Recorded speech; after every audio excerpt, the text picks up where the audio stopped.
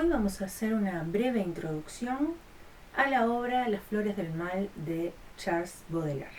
En esta edición de ACAL tenemos la poética completa, entre ellas está Las Flores del Mal, que es su poemario más famoso. Baudelaire escribió obras narrativas, críticas a artistas, pero el peso fundamental de su obra lo encontramos en los poemarios. Baudelaire nace en una época en la que está muriendo lo sagrado, se está perdiendo porque le está abriendo paso a la modernidad, que engulle al hombre mítico. Es decir, que nace inmerso en las consecuencias de la revolución industrial. Frente a este acontecimiento histórico y social, nace una generación de artistas con ideas filosóficas que buscan combatir los efectos de la modernidad. En la obra de Baudelaire vamos a ver una de sus características, que es el simbolismo. Él es padre del simbolismo antes de que el simbolismo existiera. Y el simbolista ve al mundo como un misterio que debe descubrir. Pero el encargado de descubrir, de descifrar y de intentar transmitir al resto de los hombres ese misterio es el poeta. Por lo tanto, en esta generación de escritores llamados poetas malditos, vamos a encontrar que la función del poeta es la de conservar, preservar el mito, es decir, la mentalidad del hombre anterior a la modernidad, la esencia humana, que a partir de estas épocas, si bien se va perdiendo, al ser fundamento del espíritu humano, busca siempre tratar de sobrevivir. Baudelaire vive la primera mitad del siglo XIX, nace en 1821 y muere en 1867. Nace en una Francia aún medieval, aún está ese espíritu, sobre todo en la construcción de la ciudad, que va cambiando con el empuje de la modernidad. Y él va viendo claramente ese cambio y esa muerte de la ciudad y por lo tanto de un tipo de hombre que él conoció. Los avances de la tecnología, los cambios que trae la modernidad van generando al hombre de la multitud, es decir, al hombre anónimo, parte de la masa. Y en Las Flores del Mal Baudelaire va a cuestionar todo esto. Por eso encontramos puntos en común con la obra de Edgar Allan Poe, escritor a quien Baudelaire admiraba mucho y a quien tradujo. Baudelaire dominaba varias lenguas, entre ellas el latín, pero también el inglés, y por eso hizo varias traducciones que se consideran las mejores traducciones que se han hecho del inglés al francés de Edgar Allan Poe. A pesar de haber muerto muy joven, a los 46 años, dejó un legado de obras de todo tipo, narrativas, ensayos, pero como decíamos, fundamentalmente los poemarios. Es decir, él cuando explica algo de lo que se proponía lograr con Las Flores del Mal, dice que no es una serie de poemas individuales, sino que es un conjunto que forman un cuadro. Y el lector va a ir viendo fragmentos que van a ir armando ese cuadro, pero debe seguir un camino determinado, que está en este caso dividido en 6 partes. No es casualidad que compare su obra poética con un cuadro. Su padre había sido profesor de dibujo, Baudelaire incluso dibujaba, y además él escribió críticas sobre artistas algunos de los cuales conocemos solamente porque él escribió sobre ellos, si no serían irrelevantes actualmente para la historia del arte. Las Flores del Mal es un poemario publicado en 1857, cuando Baudelaire tenía 36 años y cuando recién habían pasado 5 años del imperio de Luis Napoleón, emperador que llegó a su puesto tras un golpe de Estado. Este imperio era el fantasma de el gran Napoleón, de la heroicidad que había dejado y que dejó en la historia Napoleón Bonaparte. Era un imperio formado por una mentalidad burguesa decadente. Y por ello este poemario sufrió la censura de esa mentalidad burguesa que busca la corrección, muy similar a lo que sucede actualmente, por lo cual también se siguen censurando obras en este momento. Esta mentalidad burguesa tiene un carácter de censura moral y sobre todo se ensañan con las obras literarias. Por lo tanto, cuando se publica por primera vez Las Flores del Mal, le quitan 6 de sus poemas por tener contenido sexual, contenido moralmente inapropiado. Las Flores del Mal fue el único poemario publicado en vida por Baudelaire. La censura lo llevó a juicio a esta obra, a su editor y al escritor, y además de censurarle 6 de los poemas, también los obligó a pagar multas y a pasar por todas estas situaciones estresantes de la justicia, estresantes e innecesarias. Pero en definitiva, el escándalo que causó esta obra cuando se publicó estaba pensado, era la idea generar eso, porque esta obra está creada para despertar la conciencia de las personas, para hacerlos ver en qué se está convirtiendo el mundo. Y por supuesto, la verdad suele escandalizar a la gente que no quiere ver eso. En la época de Baudelaire, la literatura estaba inmersa en la decadencia ya del romanticismo, que había perdido el brillo de su gloria, y Baudelaire viene a traer un respiro, un nuevo aire a este tipo de manifestación artística. Por supuesto, la ruptura y la renovación vienen de la mano de la tradición. No se puede romper algo que no se conoce. Por lo tanto, vamos a ver que en este poemario hay un trabajo minucioso y muy detallado de la métrica y de la rítmica, de la musicalidad del verso, que es muy importante para el simbolismo, pero su contenido o lo que termina transmitiendo sería lo novedoso. Claro está que esta parte del mensaje, la métrica y la musicalidad, si lo leemos en traducciones como en este caso, vamos a perderlo. Así que todo aquel que pueda leerlo en la lengua original, por supuesto que va a tener otro panorama de la obra, mucho más amplio y más cercano a lo que se buscó transmitir. ¿Por qué se llama Las Flores del Mal? Muy bien. En ese momento, la modernidad estaba considerada como lo bueno. Por lo tanto, Baudelaire veía todos los desastres que traía esta modernidad para el hombre. Los avances tecnológicos siempre traen una carga positiva, pero también una carga negativa. Y eso ya lo veía claramente en aquel momento.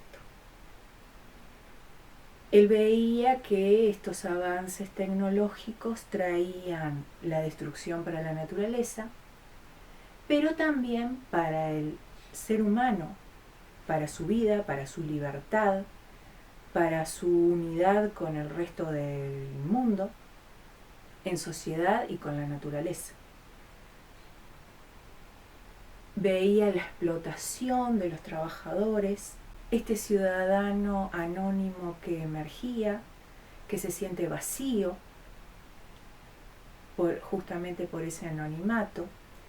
Estamos hablando de la soledad en medio de la ciudad, de la modernidad. Entonces, si todo eso es lo que está considerado bueno, él no quiere formar parte de eso. Él va a irse al lado oscuro, al otro lado, no a la luz y a la bondad que supuestamente trae la modernidad, sino que se va a ir al mal. Y así surge el título, Las flores del mal. Es un florecer, pero de lo opuesto a lo que él ve que está perjudicando al hombre y principalmente a su espíritu. En 1861 aparece la segunda edición de Las flores del mal. Obviamente los poemas que fueron censurados no están, pero se agregan 35 poemas nuevos. Y además aparece con la estructura que conocemos hoy, que como decíamos antes, se divide en 6 partes. La obra comienza con una carta al lector, donde se le anticipa qué es lo que se va a encontrar allí. La primera parte se titula Spleen e ideal. Spleen es el tedio, el hastío, la melancolía, esa sensación de vacío que tiene el hombre frente a la modernidad y frente a la mentalidad burguesa. La segunda parte se llama Estampas parisinas y muestra el recorrido de un caminante que va viendo la muerte de ese París, de ese lugar que actualmente ya no existe, de lo que él veía perderse ya en aquel momento. Un París que aún tenía calles medievales. ¿Qué quiere decir esto? La ciudad medieval se construye de forma orgánica, a partir de la necesidad de muchas personas que a lo largo de los siglos necesitan vivir en un lugar. Entonces van construyendo de forma aleatoria, sin una planificación de una ciudad, que es lo nuevo que va a traer la modernidad. En la modernidad aparece lo opuesto. No nace la ciudad de una necesidad de vivir en un lugar, de la vida misma, sino que se crea, se planifica desde la mente, en este caso de Luis Napoleón, que crea el bulevar y el cuadriculado de la ciudad, y el ser humano tiene que adaptarse a esa estructura cuadriculada.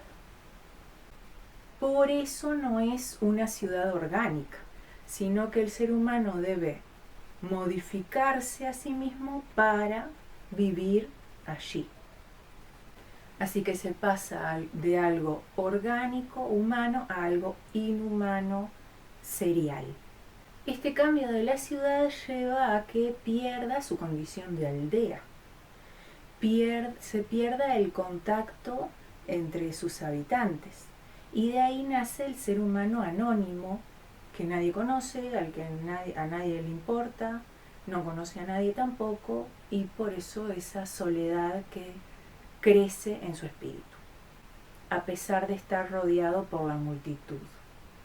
La tercera parte de esta obra se titula El vino, bebida que le gustaba mucho a Baudelaire.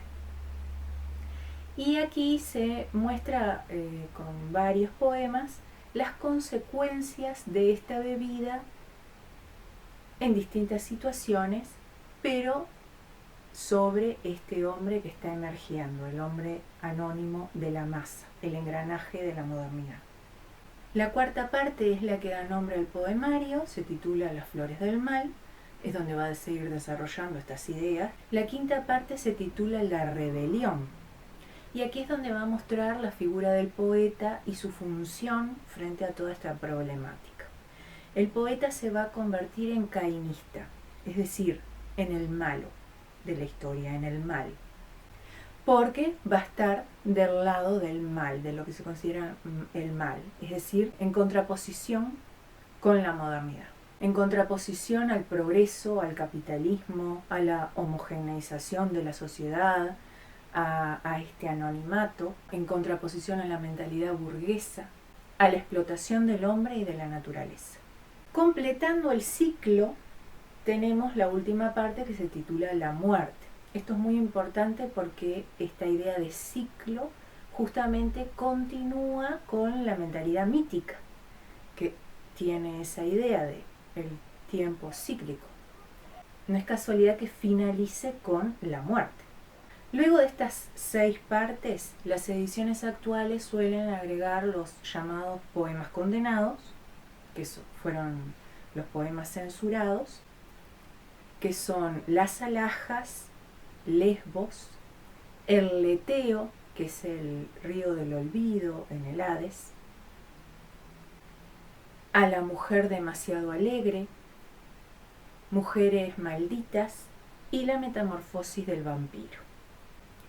Así queda construido este alegato, uno de los tantos, porque el resto de los poetas malditos van a protestar frente a lo mismo, que busca mostrar esta pérdida de la humanidad, esta pérdida del hombre que busca la trascendencia, porque el hombre de la modernidad sublima lo nuevo, lo efímero, y no busca en absoluto lo trascendente, sino construir al hombre de la masa. Así como el hombre moderno sacraliza lo nuevo, los poetas malditos van a llamar la atención del hombre mítico, de la tradición y de la búsqueda de la trascendencia. Como cierre vamos a leer uno de sus poemas donde muestra al poeta cómo el poeta en su mundo elevado en contacto con lo trascendente es un dios y se mueve libremente, pero cuando tiene que bajar a la tierra, cuando está en contacto con lo bajo, no sabe cómo moverse e incluso no es comprendido y es agredido por eso. Este poema está en la primera parte, Splint e Ideal, se titula El albatros, y podemos encontrar lazos o contacto con otras obras anteriores, como es el caso del Gorrión solitario de Leopardi o El anciano marinero de Coleridge. En estos otros poemas van a encontrar más información o más formas de leer el albatros, pero vamos a leer solamente el poema de Baudelaire.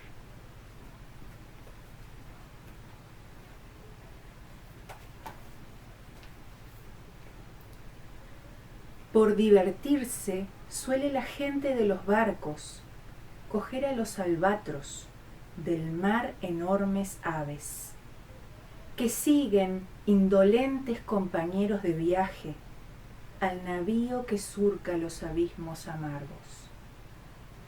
Apenas les arrojan en la lisa cubierta, esos reyes del cielo, vergonzosos y torpes, sueltan penosamente sus grandes alas blancas, que en el costado arrastran como si fueran remos. Qué torpe es y qué débil este alado viajero. Hace poco tan bello, qué cómico y qué feo. Uno le quema el pico con su pipa encendida, otro imita el andar del cojo que volaba. El poeta es lo mismo que este rey de las nubes, amigo de tormentas, burlador del arquero, desterrado en el suelo entre el vil abucheo, sus alas de gigante le impiden caminar.